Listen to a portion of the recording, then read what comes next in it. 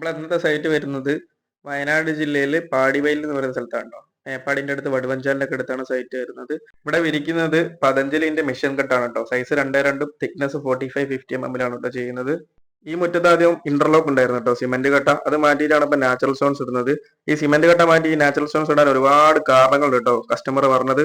അതൊന്നും ഞാൻ ഇവിടെ പറയുന്നില്ല, കാരണം അത് പറഞ്ഞിട്ടുണ്ടെങ്കിൽ ഈ മേഖലയിൽ വർക്ക് ചെയ്യുന്നവർക്ക് ഒരു അലമ്പാകാൻ ചാൻസ് ഉണ്ട്. അതുകൊണ്ട് അതിലേക്കൊന്നും ഞാൻ കിടക്കുന്നില്ല. നിങ്ങൾ എന്തായാലും ഇതിന്റെ ഫൈനൽ ലുക്ക് ഒന്ന് കണ്ടു കേട്ടോ.